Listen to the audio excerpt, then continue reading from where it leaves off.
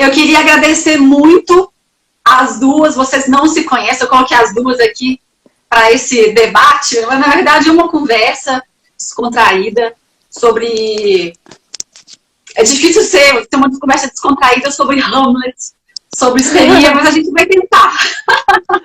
Vamos tentar. Prazer, Lúcia, é um prazer estar aqui. Obrigada pelo convite, Nívia também, muito legal. Igualmente, Lívia, muito prazer também.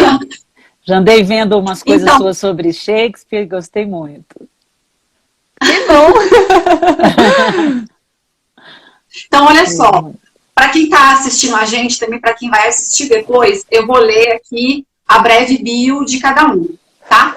Então, ó, Lúcia Castelo Branco é escritora, psicanalista, pesquisadora 1 da CNPq desde 1991 e professora permanente dos programas de pós-graduação em letras da UFMG e pós-graduação em literatura e cultura da UFBA. Fala UFBA, fala UFBA, né, normalmente. UFBA, UFBA. Uhum. UFBA. Tá certo. E a Lívia Piccolo é roteirista, dramaturga e redatora. Formou-se na ECA, USP, em Artes Cênicas, onde também desenvolveu pesquisa de mestrado na área de performance vocal. Achei legal. E atualmente se dedica ao canal da editora Antofágica, abordando clássicos da literatura de forma descomplicada. E aí que tá, eu conheci a Lívia por causa do canal da Antofágica. E aí eu queria começar a conversa justamente pegando a Lívia, porque ela consegue convencer muito as pessoas, ela tem esse talento de convencer as pessoas sobre a grandiosidade e consegue motivar as pessoas a se interessarem em literatura, né? Tanto é que eu já estou aqui, olha, passando um prejuízo. Esse aqui é do último mês e estão chegando outros aí. Então, você já viu, né? Aí eu queria perguntar. Por favor, pode falar? Não, pode falar. É que tá um pouco travando para mim. Eu não falei nada, acho que eu só mexi a boca, tá um pouco travado para mim, mas pode falar, não falei nada, não. Tá, joia. Mas você tá me ouvindo? Tô ouvindo, só tô acho que com um pequeno atraso, mas eu tô escutando. Tá, joia. Então, eu queria sugerir de você começar esse nosso bate-papo falando sobre Hamlet, né? Você fez um vídeo muito interessante falando sobre Shakespeare e mais especificamente sobre Hamlet no canal de YouTube da editora Antofágica. Eu recomendo todo mundo a pesquisar e acompanhar o canal, porque é realmente muito gostoso de assistir e abre mesmo a mente para quem tem dificuldade de trabalhar, que ainda não conseguiu entrar na leitura ainda, né, com tanta veemência, assim, né, todo mundo tem um pouquinho de medo, então o canal está cumprindo um super papel. Então, a Lívia fez esse vídeo falando sobre Hamlet e Shakespeare, e eu sei que ela já deu uma estudadinha aí também sobre Ofélia, nesse contexto. Então, se ela pudesse falar pra gente um pouco sobre a história do Hamlet, sobre Shakespeare e como que a Ofélia entra aí. É bastante coisa, mas... Vamos lá, vamos aquecendo. Primeiro, eu fico feliz que você goste do canal, que você tenha gostado do vídeo sobre Shakespeare, porque a ideia mesmo é essa, é um pouco tirar os clássicos desse pedestal, que às vezes eles ficam, parecendo obras inacessíveis, né, difíceis de penetrar. E no caso de Hamlet, é uma peça de teatro, né, é uma peça de teatro escrita há muito tempo atrás, uma peça longa de 5 atos, onde os personagens falam muito, então dá uma certa assustada mesmo, né? E ao mesmo tempo é uma obra fundamental da história da literatura, porque quanto mais a gente estuda Hamlet, a gente vê como Shakespeare estava à frente do seu tempo, né? Porque tem ali na peça milhares de coisas fundadoras da modernidade, fundadoras da ideia do próprio eu, como a gente entende, né, hoje. Hamlet, a reflexão e a ação. Então tem muita coisa ali que, quando a gente pensa na época que ela foi escrita, é muito impressionante.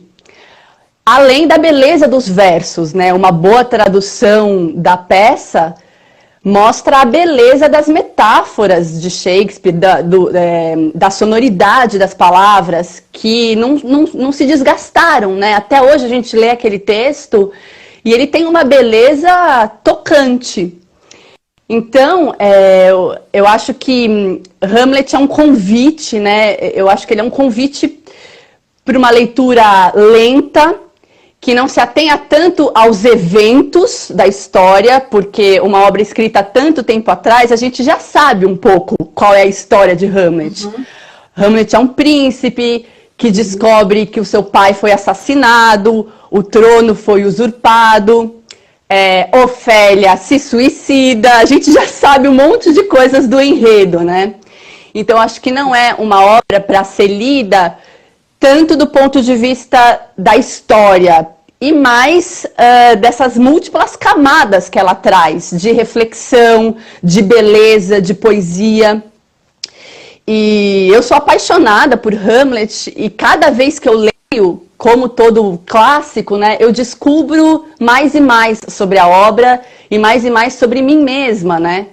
Então, por exemplo, essa última leitura que eu fiz para a nossa live de hoje, eu percebi pela primeira vez que a Ofélia não tem mãe, comparada, por exemplo, a outras personagens de Shakespeare, como, por exemplo, Julieta, que tem uma mãe e tem uma ama com quem ela conversa e ela troca. A Ofélia está cercada por homens, né? Isso me chamou muito a atenção. Eu não tinha pensado nisso antes, a ausência de uma figura materna para Ofélia. Então, acho que é um pouco isso, assim, eu sempre tento pensar nos clássicos, e Hamlet está incluído aí, como um convite, né? Claro que são leituras que demandam, às vezes, mais do leitor, tanto do ponto de vista da linguagem, que pode ser mais rebuscada, que pode ser mais lenta, né? Mas é um convite que, se você entrar, sempre vai te devolver muito. Acho que por hora tá bom, assim, não sei, mas a gente pode entrar mais especificamente na figura da Ofélia, né? Mas acho que é isso, assim, para aquecer. Sim, tá certo.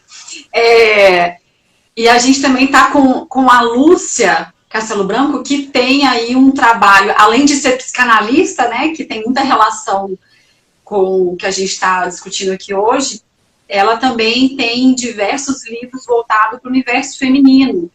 Eu acho que ela tem bastante para acrescentar sobre essa conversa. Oi, vocês estão ouvindo? Sim, sim. Sim, sim. Ah, sim. Bom, eu vou falar mais devagar, porque eu acho que a Lívia tá chegando com um certo atraso, né, Lívia? O que eu estou falando, não é? O que a gente está falando, né? Tá um pouco atraso, mas eu tô pegando. Tá pegando, tá bom. Primeiro eu quero agradecer, te parabenizar, Nívia, pelo trabalho belíssimo, belíssimo. Hoje eu me queixei com ela que ainda não vi o episódio 3. Muito bonito mesmo. Amanhã vamos ver o episódio 3. Pelo seu canto, que é lindo, maravilhoso. Eu ouvi outras execuções da Ofélia, de Strauss também, na internet, desde que você me falou, fui procurar e tal. E também pelo trabalho da Lívia, estou gostando de estar aqui com ela. A primeira coisa que a Lívia sublinhou, que eu acho muito importante, e aí estou falando como psicanalista, mas também como escritora e como leitora, porque sou professora de literatura, é que a leitura literária, ela não tem que se... Qualquer leitura que seja, ainda mais quando se trata de um poema em forma de drama, digamos assim, de tragédia, né? Ou seja, Sim. Ela não tem que se ater tanto aos grandes significados. Eu acho que foi isso que ficar presa, assim, num certo cárcere da metáfora, mas eu acho que ela tem que deslizar mais pela enunciação, pelo canto mesmo do poema. Eu acho que isso é uma maneira, né, Lívia, de capturar esses leitores mais jovens, porque é um texto muito antigo, muito grande, muito cheio de detalhes e tal. E eu acho que a sua leitura, aí estou falando de você, Nívia, tem essa grande qualidade, porque vamos falar em camadas de leitura, que foi o que a Lívia acabou de falar, né? Nós estamos falando de um texto do século XVII, que é relido por um compositor do século XIX, que é reencenada por uma mulher, né, cantora no século XXI. Né? Então, como é que essa Ofélia sobrevive e de que maneira ela sobrevive no seu canto? Que eu acho que é essa que é a questão mais interessante, porque eu acho que é isso que vocês estão querendo tocar também. Vamos rever isso aí, né? Isso reenvia a gente, né, para uma pergunta que o próprio Lacan fez, porque você lê a Ofélia como histérica, e eu acho que ela pode ser lida assim, e eu acho que esse episódio que você me trouxe é um episódio muito bom, porque você trouxe aquelas antigas concepções do útero como esse órgão vagante, e a gente escuta isso de alguma maneira até hoje, né, quando as mulheres têm que fazer esterectomia, e os médicos falam assim, mas o útero não serve para nada, ele só serve para procriar, se não vai procriar mais, para que o útero? Vamos tirar.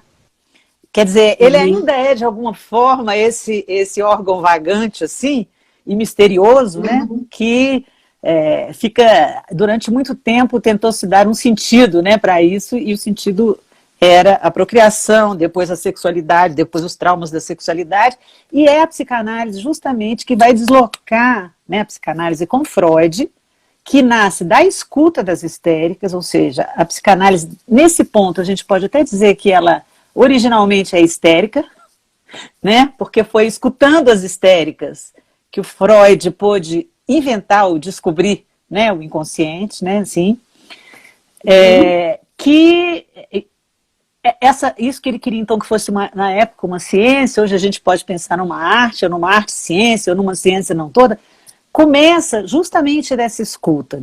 Então, o que eu acho mais bonito no seu trabalho é que você, hoje, está tentando escutar e cantar, né, aquilo que foi feito pelo Strauss, que, por sua vez, foi feito a partir de uma escuta do Hamlet, que fez dessa personagem que você chama de secundária, não acho que ela é secundária porque o protagonista ali tem até o nome da peça, é Hamlet, né?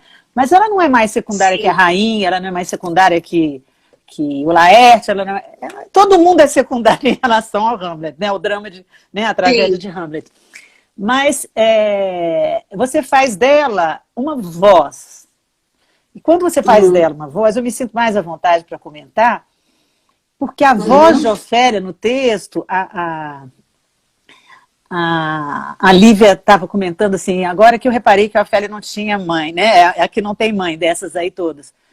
Eu hoje é que observei, a partir de uma dica que a própria Patrícia Kauark me trouxe, eu reli recentemente, na hora que você me convidou, eu fui reler, né?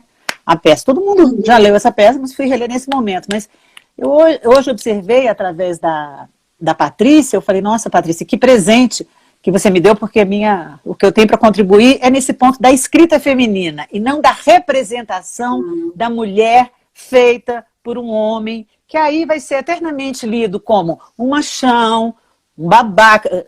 Escutei essas coisas, isso eu queria relativizar.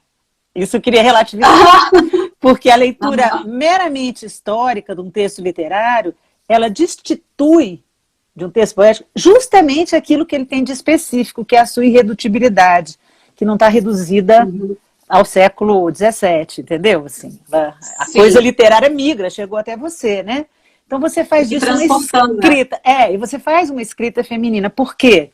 Você escolhe, quer dizer, o Strauss já faz, eu acho, porque ele escolhe cantar a voz de Ofélia, né? Compor para Ofélia, não cantar a voz de Hamlet, mas a de Ofélia, isso já não é uma escolha qualquer, que a gente também não pode simplesmente rotular, que Strauss machista que foi pegar a Ofélia, ao contrário, dar uma voz, dar um lugar de proeminência para essa que era uma personagem secundária. E, além de tudo, você executa isso. Então, na cena que você traz pra gente, você é no mínimo duas, né? Porque você está sentada ali, eu fiquei pensando, será que é a rainha que está sentada ouvindo a Ofélia? Na primeira cena, e a Ofélia entra e canta. Porque foi isso que a Patrícia me chamou a atenção. Quando a Ofélia é convidada a falar e a justificar, assim, explicar sua loucura, como se isso fosse possível, né? Ela explica em termos de poesia. Ela não explica do ponto de vista da lógica, porque ela não poderia explicar do ponto de vista de uma lógica. Eu enlouqueci porque Shakespeare, que era um homem, me colocou no lugar da mulher porque todas as mulheres precisam ser mortas. Não. Ela explica do ponto de vista do poético, que é aquilo que justamente não se explica. Então, a leitura que eu faria do que você faz, agora eu estou lendo o que você faz, é que você dignifica a histérica, não a colocando justamente no lugar da louca somente, mas no lugar daquela que tem uma outra língua, uma outra linguagem, a gente pode pensar numa outra escrita, que fala, de certa maneira, do impossível de dizer, que seria, no caso, a loucura, e uma coisa aí que você não quis acentuar por aí, mas é o que eu acho que está evidentemente ligada à loucura da histérica e da Ofélia, eu já estou trocando aqui, né? O amor. O amor é uma loucura, não é uma loucura qualquer, é uma loucura amorosa, de algum jeito, assim, porque o homem se foi, né? Então eu vou lá e eu me mato, né? Então, assim, a minha vida não tem mais sentido diante disso. E você coloca também duas relações, assim, uma relação muito importante que acontece na literatura e no texto poético por excelência, entre a poesia, o feminino, o amor e a morte. Essas quatro coisas estão muito claras na sua encenação, no seu corpo, no seu... então, eu só estou primeiro sublinhando isso que a Lívia acabou de dizer, né? E eu queria sublinhar como o meu trabalho é muito mais, nunca foi com a representação feminina no texto masculino, esse é o trabalho da minha parceira Ruth Silviano Brandão, mas o meu foi com a escrita feminina das mulheres. Eu queria só ler 2 trechinhos para a gente começar a pensar sobre isso, se esse deslocamento que você faz não é dessa ordem, quer ver? Tem um livro Lúcia, eu só vou interromper, porque a Lívia tá caindo toda hora, eu acho que ela tá tendo um problema de conexão. Falar. Depois eu... eu só queria avisar vocês... Diga. Se você cair, você volta. Se eu cair, eu volto, eu tô pegando partes. Infelizmente, hoje eu tô com algum problema aqui de conexão, mas se eu cair, eu vou voltando. Olívia, você acha que se a gente fechar lá e voltar, isso interfere na sua conexão ou não tem nada a ver? Eu não sei, é a primeira vez que acontece isso, eu sempre faço live nesse mesmo ponto da casa e hoje a conexão tá estranha, eu não sei te dizer, acho que vamos continuar. E aí, se eu ficar muito instável, de repente vocês continuam, não sei, vamos ver. Tá bom. A gente vai fazendo com calma. Então, bom, eu vou ler só um trechinho desse livro aqui, ó, que se chama Onde Vais, Drama, Poesia, que tem tudo a ver com esse texto do Shakespeare, que seria um drama no sentido da tragédia, né? Tragédia, poesia, né? Em que a Maria Gabriela Lençol diz assim, olha, o texto refere-se ao real como se tivesse a forma de um rapaz. Mas se a forma fosse outra, a de uma rapariga, por exemplo, pergunto-me ainda se no lugar cavo do seu sexo não deveria repousar em permanência a mão direita de sua mãe. Então, só para fazer reverberar o que a Lívia acabou de falar, né? Agora eu observei que a Ofélia, diferentemente de outras personagens do Shakespeare, não tem mãe. Quer dizer, esse texto do Shakespeare, eu estou tentando dialogar com as outras lives também que você fez em torno das discussões, você está vendo? Claro, né? por favor. Ele tem a forma de um rapaz, mas se a forma fosse outra, a de uma rapariga, por exemplo, no caso você, quando leu Strauss, que leu Shakespeare, eu me pergunto se ali não devia repousar no lugar cavo do seu sexo, não esse órgão simplesmente vazio e pairante, mas outra mão feminina. Nem vou dizer que é a mão da mãe, porque não precisa ser da mãe, né? Outra mão feminina. E eu acho que você produz isso quando você constrói aquele Mizanabim, entendeu? De uma mulher, porque ela vai falar, a Ofélia, ela vai falar, vai manifestar, explicar, entre aspas, a sua loucura, para quem, gente? Para a rainha. Sim. Em forma de poema.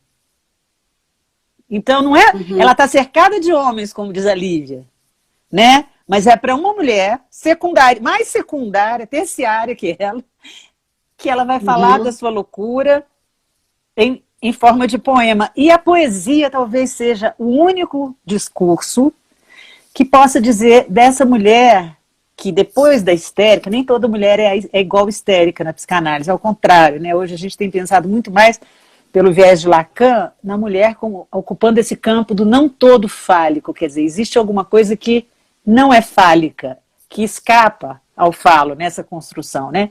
Então, ela vai criar, como você criou, a própria Ofélia dentro da peça, isso é uma jogada que o Shakespeare, de algum jeito, intuiu, assim. É para outra mulher que ela vai dizer isso, entendeu? E isso só pode ser dito, esse indizível, esse incapturável do amor e da morte, e, né?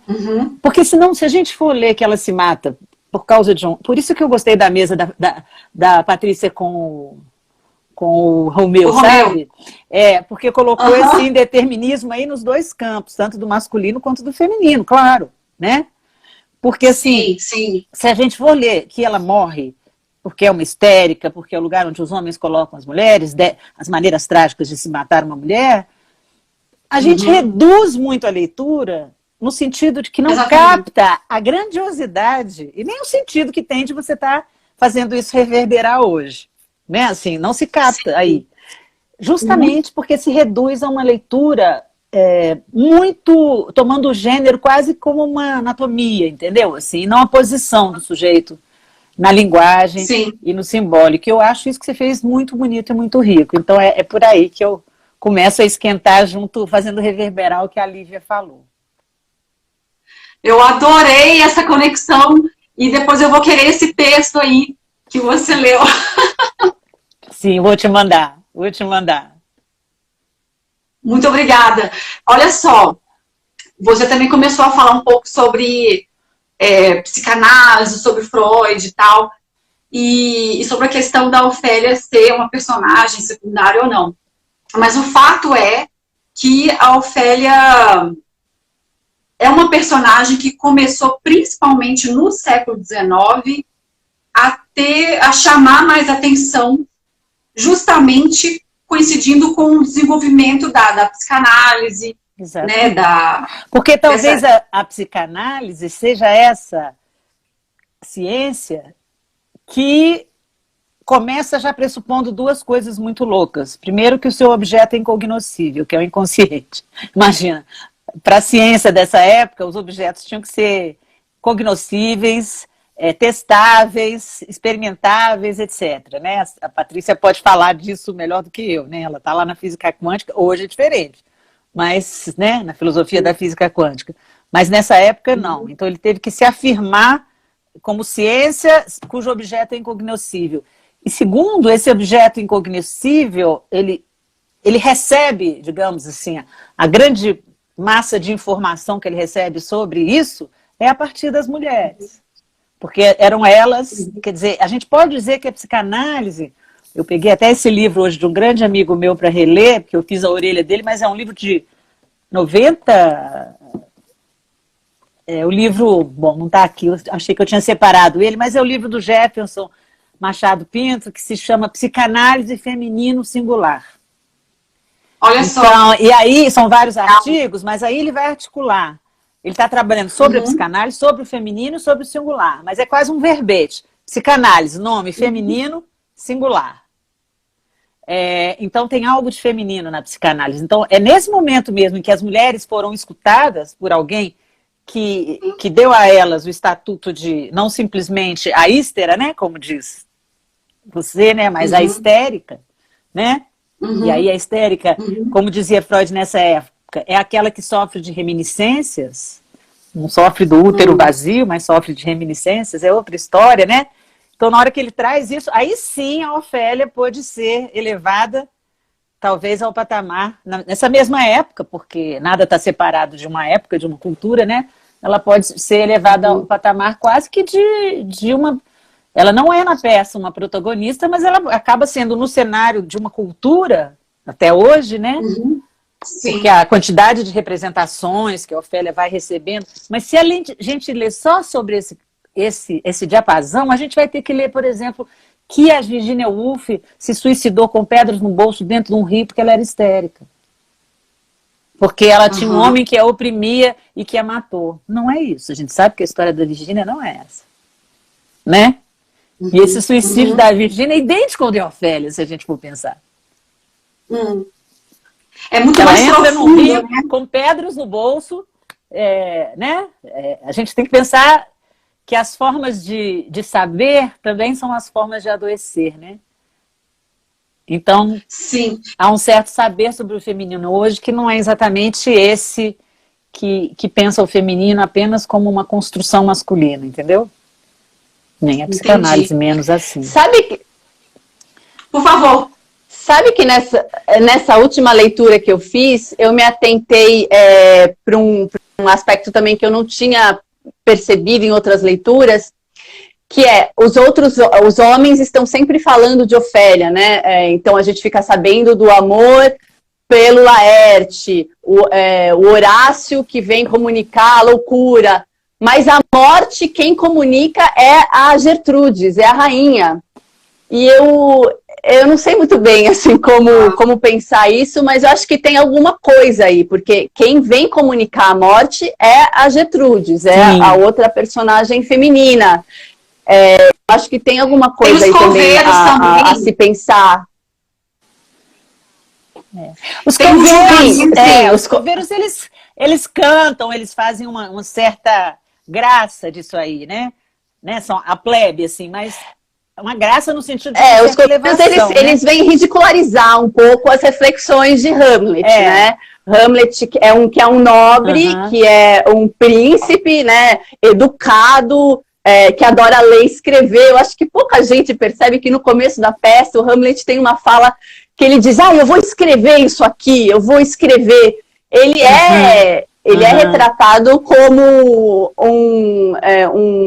em alguma medida ele tem uma intelectualidade, ele tem ali um interesse, né, em escrever, em ler, e os coveiros vêm tirar um ridículo de quem está nesse lugar e supostamente acha que entende mais, né, ou que se vê com superioridade em relação aos demais, não sei, acho que os coveiros têm essa camada também, né, e de falar, olha, você vai para o mesmo lugar que a gente, né, tem essa tiração de sarro, esse aspecto bufão neles. Não, e também tem o próprio julgamento dos coveiros, se ela pode ir para o céu ou não, porque sim. Se ela se suicidou, se ela merece ter uma como é que fala? Como é que chama isso? Se ela deve ser absolvida, da morte, né? Fazer os ritos. Isso. Passar pelos ritos religiosos da morte, isso que você está dizendo? Sim. Eles tiram o maior sarro com isso, né? E também tem uma coisa engraçada nessa cena, eu acho, é a cena mais cômica da peça, né? Obviamente, o Laerte e o Hamlet pulam dentro da cova dela, né? E tem ali um prenúncio de um duelo entre eles, mas não acontece nada. Eles só vão duelar depois. É uma cena assim cheia de... É meio burlesca, Os dois estão sofrendo, né? Pela morte... Oi, desculpa. É bem burlesca essa cena, né? Os coveiros, eles fazem essa bufonaria, né? O bufão, historicamente, é aquele que aponta para o nobre o seu próprio ridículo, né? O bobo da corte, o bufão, o corcunda. Acho que eles cumprem esse papel, né? Eles se reportam ao nobre que é Hamlet, mostrando todas as suas contradições, o seu ridículo, né? E nessa cena também, o Hamlet, na cena dos coveiros, o Hamlet incita o Laerte, né? Ele fala, mas a sua irmã morreu, você está sofrendo e não vai fazer nada, porque o Laerte é um certo espelho do Hamlet, né? Ele também perde o pai, como Hamlet, ele perde Ofélia, e a gente tende a ler ele como um personagem que tem mais ação do que o Hamlet, mas nessa cena específica, Hamlet fala, você não vai fazer nada? Então, é uma cena muito, do ponto de vista da dramaturgia da peça, que também tem muita coisa, né? Essa cena, a gente fugiu um pouco da Ofélia, essa cena, mas... Não, mas é legal você fugir da Ofélia para lembrar essa coisa dos coveiros. Sim. Porque na hora que eles ridicularizam também, eles ridicularizam a própria situação da discussão sobre se aquela mulher devia receber as exéquias ou não, entendeu? Eles também, que afinal de contas, como eles são né, os pobres, digamos assim, eles não são os nobres, as exéquias não são para eles, nunca são só para os nobres. Então, aí essa discussão se desloca para o campo da mulher que se suicidou, quando na verdade a discussão é muito maior do que isso, ela é muito mais interessante do que isso. E não sei se você sabe, Nívia, que o Lacan lê o Hamlet com o histérico. Eu achei bonito porque a sua discussão, a sua discussão termina dizendo assim, a histeria hoje é considerada, né, não sei se você falou doença, mas digamos um estado, digamos, da neurose, só para não dizer uma estrutura assim, e ela pode ser... acomete por igual homens e mulheres. Eu nem sei se eu diria por igual, porque a gente ainda encontra mais mulheres que se encaixam. Vamos dizer que sim. Encaixam, né? Digamos, porque a questão é encaixar, né? Porque a gente tem que pensar sempre que a histérica não é a mesma do século XIX. Então, a gente encontra, mas também, se a gente for fazer essa estatística, são muito mais as mulheres que frequentam um consultório de psicanálise do que os homens, entendeu? Então, é uma estatística totalmente furada, né? Se a gente for pensar assim. Mas o Lacan vai ler o Hamlet como um histérico. Então, na hora que a Lívia começou, colocando ele assim como... Ele é quase Shakespeare, né? Assim, ele quer escrever, ele quer contar essa história, entendeu? Então, todas essas camadas, vamos chamar de camadas narrativas, mas não são, né? São camadas da própria dramaturgia, né? E do próprio poema, elas têm que ser consideradas, porque tem uma quase autoironia, assim, do Shakespeare, se a gente pensar no Hamlet como um duplo dele, com relação a essa posição do sujeito que escreve. Estou eu aqui, escrevendo, colocando esse bando de nobre aqui. Eu acho que o Shakespeare se diverte muito mais, inclusive, na cena dos coveiros, e tem a delicadeza, né? E eu acho que isso é uma intuição, né, de escritor, assim. E tem a delicadeza, eu acho o contrário, de colocar a Ofélia como essa que vai ser escutada e cuja morte vai ser anunciada, esse dado que você traz não é irrelevante, Lívia, por uma outra mulher, que também não tem voz. No contexto. Né? Se a gente pensa tudo isso na camada da representação, está representando uma época.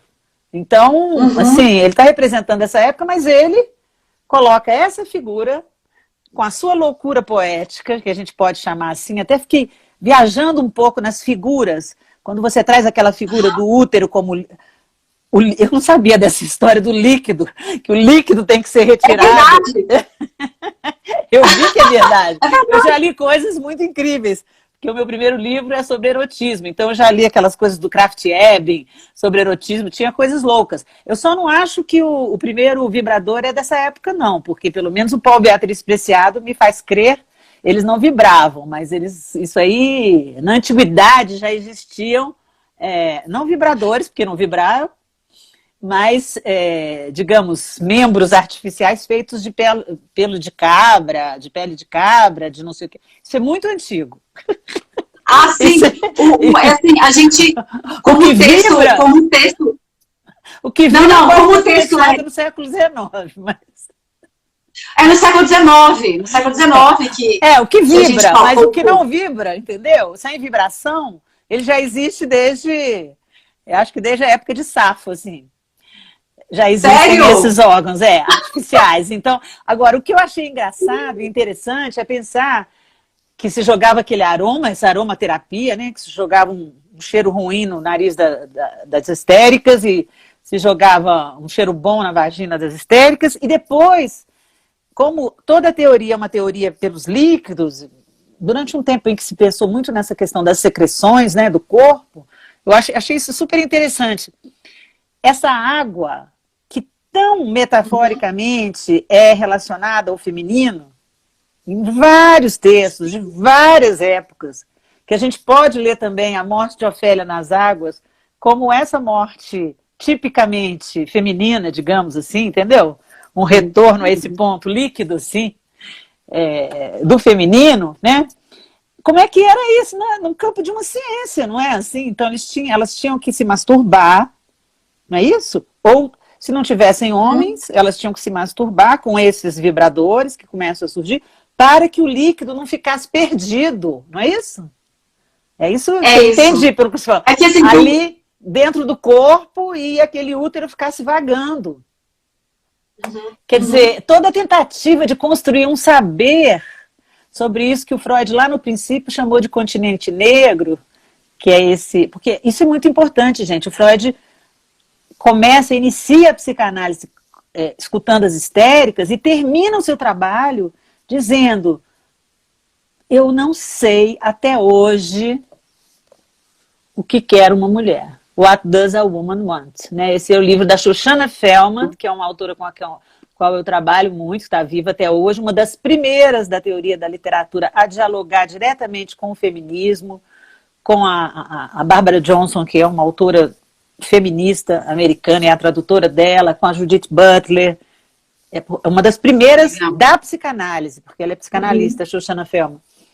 Olha só. E essa questão que o Freud lança no final, eu não sei o que quer uma mulher, que alguns traduzem como: eu não sei o que é o feminino numa mulher, eu não sei o que é a fêmea na mulher. E quando ele diz assim, também, né, que as pessoas leem de um jeito muito limitado isso aí, né? Sobre vários aspectos é preciso que a gente pense que a mulher, além de tudo, ela é também um ser humano.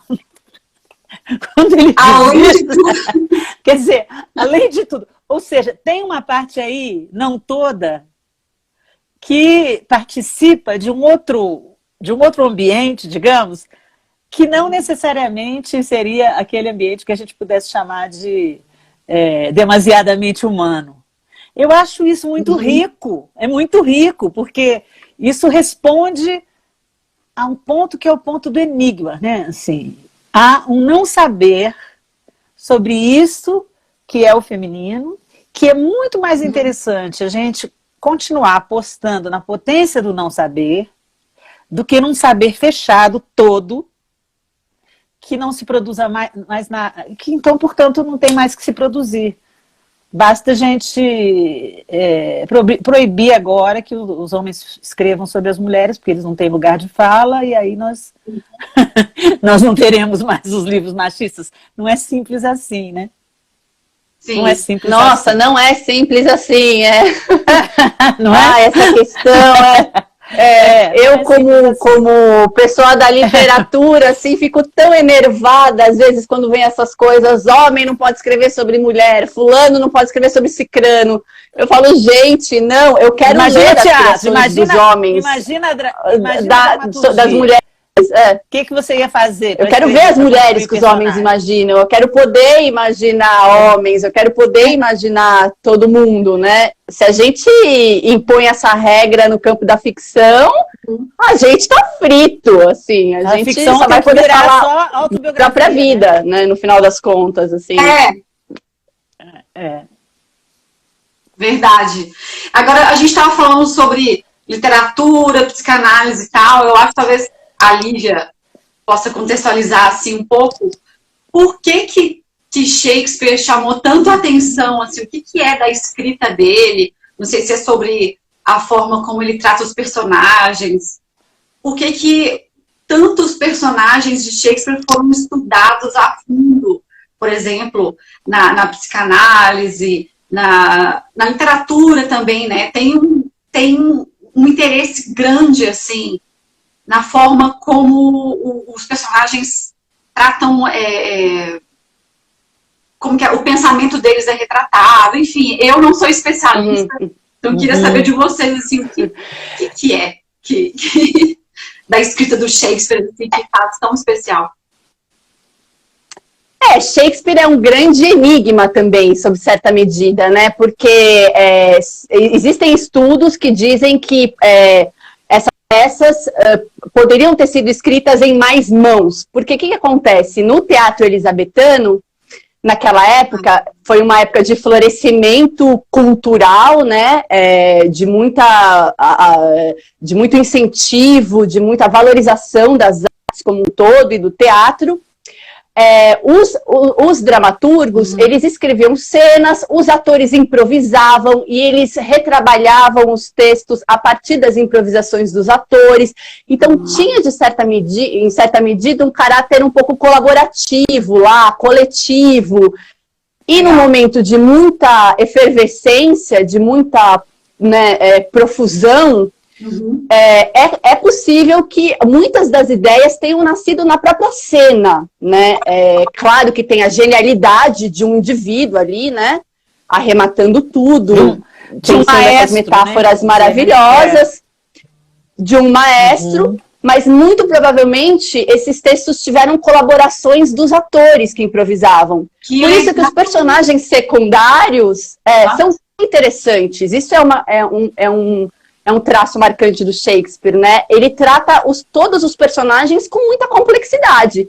Não dá para falar que Cláudio é só um usurpador do poder, que Gertrudes é isso, que Ofélia é só um mistério, que a gente não consegue encaixar os personagens em definições tão simples, né? Cláudio é apaixonante, né? Em 1000 aspectos ali.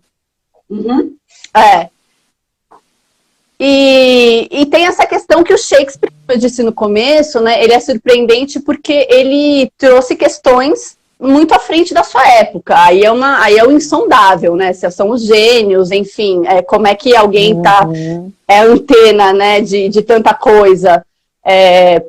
Porque na história da dramaturgia, se você pega a tragédia grega, é uma outra coisa, né? Não tem essa dimensão do pensar, do refletir, toda essa meditação interna que o Shakespeare tem, né? Que o Hamlet tem. Isso nunca tinha aparecido na dramaturgia. Uma inovação dele também é a estrutura de 5 atos, porque as tragédias gregas eram feitas em 3 atos. E essa estrutura de 5 atos, que ele retoma do Horácio, que é um dramaturgo romano, permite a ele também essas subtramas e essa profusão de personagens, então permite um volume ali de eventos e de coisas, porque Hamlet tem Fortinbras, tem 3 níveis de vingança, né? Tem a vingança da guerra da Dinamarca com a Noruega, tem a vingança do Hamlet, tem a vingança do Laerte, é muita coisa que acontece na peça, né? É muito evento, é muito personagem. Então, não sei se eu respondi diretamente a sua pergunta, mas eu acho que o que explica Shakespeare é uma conjunção de fatores ali, que a gente ainda não sabe também direito, porque a biografia do Shakespeare é um pouco misteriosa, ele não deixou diários, ele não deixou cartas, não tem muito material primário para entender quem foi Shakespeare também. Então, a gente está tateando ainda isso. Como é que foi dar na escrita dos livros em si? Eu realmente não sei. Os livros, o quê? A obra de Shakespeare, né? Como é que ela se perpetuou? Quem que registrou esse material? Eu realmente sou ignorante, eu não sei sobre isso. Para os tradutores é uma dor de cabeça, né? Porque a peça ela tá fatiada em muitos pedaços, né? Por exemplo, Hamlet, eles chamam, né, de quarters. Originalmente ela foi escrita em pedaços diferentes e o primeiro editor, digamos assim, juntou a versão que hoje a gente conhece. Então tem traduções que um quarto daqui, outro quarto de lá, juntou, costurou, editou. Mas, assim, certamente tem um editor, que agora eu não vou me lembrar o nome dele, que é uma figura muito fundamental, assim, que organizou um pouco os escritos do Shakespeare, e especificamente Hamlet fez a versão que hoje a gente acessa. E acho que é isso, assim, esses papéis não eram organizados como a gente entende hoje, né? Eles eram mais soltos, teve uma costura ali ao longo do tempo que foi sendo feita por edições sistemáticas e novas traduções. O Hamlet que a gente lê hoje não é igual ao Hamlet que a trupe do Shakespeare encenava, tem diferenças. Que legal, tem muita coisa que eu não sabia. Eu também, eu queria acrescentar uma coisa, e até fazer uma pergunta para a Lívia. Lívia, você não acha que talvez essa força, né, isso, a gente está na base da adivinhação aqui, né? Essa força do Shakespeare tem a ver justamente com o fato dele ter trazido uma nova forma, como você disse, dramatúrgica, que leva em conta essas duas dimensões da narrativa e da poesia. Ou seja, é só numa narrativa mesmo que a gente consegue colocar um personagem refletindo sobre si mesmo. Na dramaturgia, se você for fazer isso antes do Shakespeare, como é que você ia fazer isso? Tinha que ter um narrador. O máximo que se fazia isso, por exemplo, no teatro de Sófocles, é o coro, né? Que é uma certa reflexão, né, sobre o que está se passando ali. Sim. Mas o personagem se desdobrando sobre si mesmo é uma coisa própria, digamos assim, da narrativa, e ele leva isso para a dramaturgia. E a poesia também, sabe por que eu estou falando isso? Porque o Fernando Pessoa, que é um que eu conheço muito mais do que o Shakespeare, porque trabalhei, né, com literatura portuguesa há 30 anos, ele era apaixonado, como muita gente, pelo Shakespeare. E ele desenvolve toda uma teoria, o Fernando Pessoa escreveu sobre tudo que vocês podem imaginar, e ele desenvolve uma teoria, uma poética, de que, porque a gente costuma dividir os gêneros, né, Lívia, entre lírico, épico e dramático, né?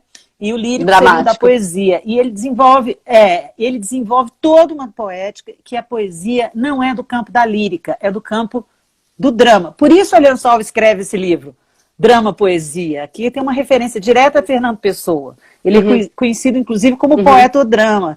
Por isso ele criou tantos heterônimos que ele punha numa espécie de teatro, assim, um teatro vivo, né, dos heterônimos, um dialogando com o outro, um brigando com o outro e tal. E Fernando Pessoa, como não sei se vocês sabem, não gostava muito de mulher, assim. Toda a discussão da literatura portuguesa é esse negócio, como é que Fernando Pessoa, ele era ou não era homossexual, ele foi amante do Mário de Sá Carneiro, não foi, ele também não deixa rastro disso, era misógino, não era. Fato é que ele escreveu sobre tudo e muito pouco sobre a mulher. Ele tem mais de 100 heterônimos, hoje a gente sabe, abrindo o baú de Pessoa, os estudiosos, a gente conheceu 4, 5, mas tem agora mais de 100, e só tem uma mulher, que é uma tal de Maria José, que vamos combinar, é meio mulher, meio homem. Ele nunca assumiu uma voz feminina, essa que é a questão.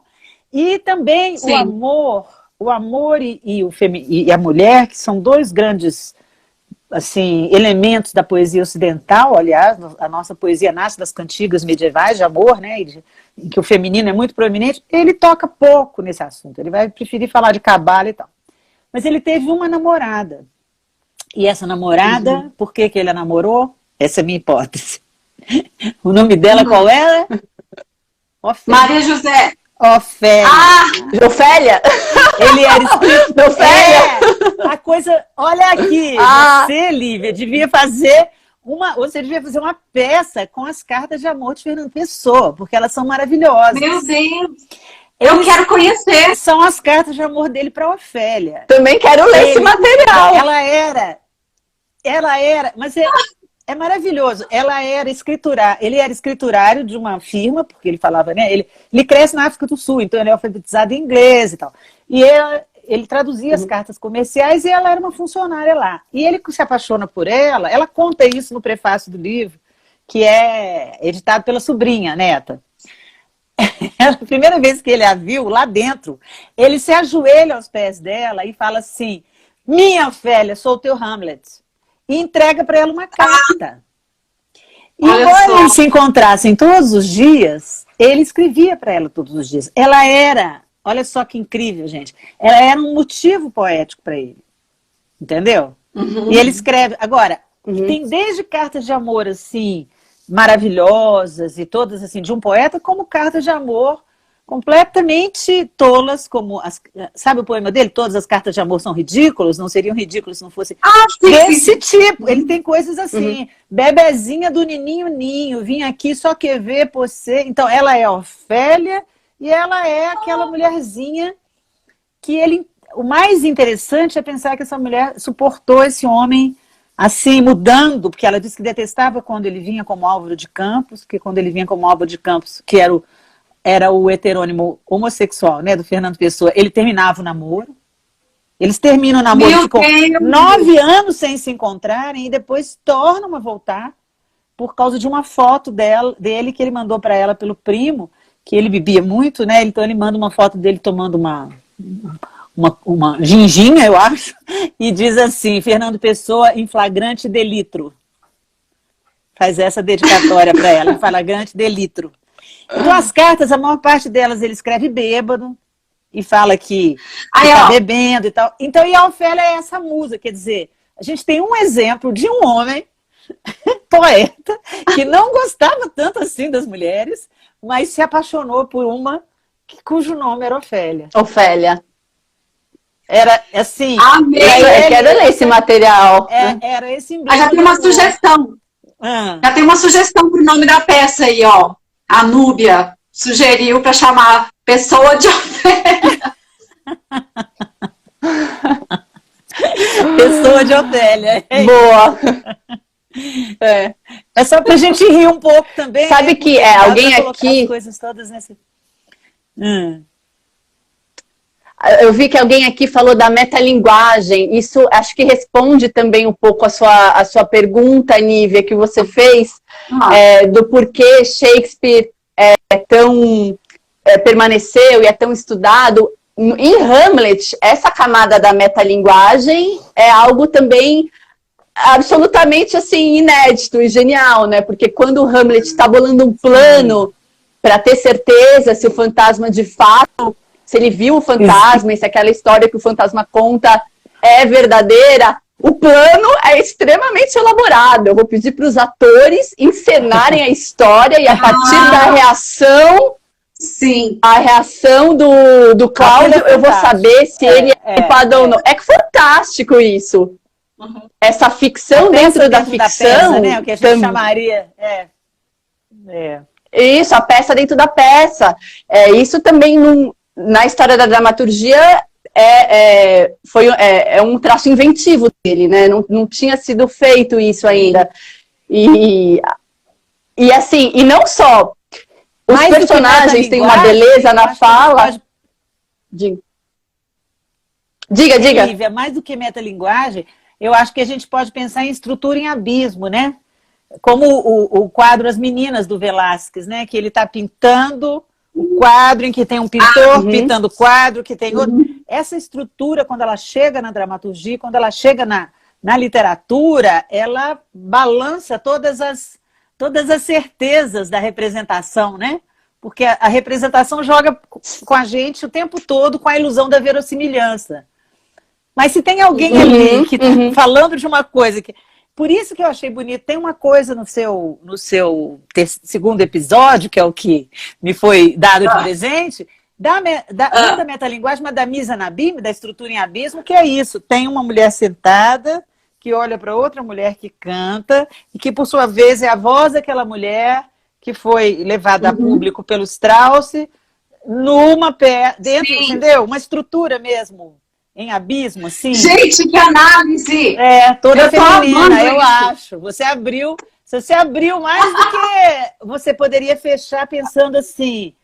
Até por isso, né? Porque você lê o que é histérica e no final você diz assim, é um trauma pós-traumático, é uma reação estresse pós-traumático, né? Você diz. Então, assim, será que é a histérica? Entendeu? Tem quase uma ironia sua também a histérica. A menos que a gente comece a pensar na histérica como uma coisa muito interessante, porque eu acho que elas são. Sim, com certeza. Ó, eu tô passando mal aqui porque passou muito rápido a conversa. Falta 2 minutinhos para fechar. E eu sei que a gente poderia ficar aqui conversando um dia inteiro sobre isso e não ia acabar de sair material. Mas, infelizmente, a gente tem que fechar a live. Queria agradecer a todo mundo que passou aqui, várias pessoas mandando um beijinho para vocês. Quer ver? Ó, demais esse texto. Fernanda falou, Lúcia arrasou. Gente, eu não consigo ler aqui. Eu também, a coisa vai passando e a gente não precisa ler, só agradecer, né? Todo mundo que esteve aí, que deu a sua coraçõezinhos 1000 ali que aparecem. Isso. Eu tinha um aqui. Palminha. Lívia maravilhosa! Alguém deixou um Lívia maravilhosa aqui. Enfim, eu queria muito agradecer. Nossa, eu me senti muito honrada e eu vou ter que reassistir a live para poder anotar todas as referências e todas as coisas que vocês falaram. Foi muito rico. E a ideia dessa live é exatamente essa, assim, a gente plantar, mesmo que seja uma sementinha, para as pessoas se abrirem para o novo que é antigo, né? E que exatamente. Não é que antigo, ele é atemporal enfim. Novas formas de ler também. Novas formas de ler, né? Sim. Na verdade é isso. Exato. Não é? Olha lá, a Fernanda Leal dizendo, Lívia, Nívia e Lúcia, foi ótimo, muito rico. Então, obrigada, eu queria agradecer muito a Lívia Piccolo por ter aceito o nosso convite. Obrigada a você pelo convite. Me desculpem aqui que no começo eu fiquei caindo. Minha conexão realmente hoje me deixou na mão, mas foi muito legal a conversa e um prazer conversar com a Lúcia. Também vou anotar todas as referências depois para mergulhar mais ainda. Tá certo. E, Lúcia, muito obrigada. Eu tô cheia de para casa para fazer agora, que é pesquisar. Eu adorei também. Muito obrigada, viu, Nívia? E muito obrigada, Lívia. Adorei conversar com você. Continua com esse trabalho aí que é maravilhoso. Não só de dramaturga, mas também de leitora, né? De fazer as pessoas chegarem aos textos, porque isso mais do que nunca é o que nos salva. Com certeza. É isso. Então, gente, muito obrigado. Um super beijo. Então, muito obrigada. Um super beijo para você. Boa noite. Beijo, obrigada. Tchau, tchau. Boa noite. Tchau, tchau.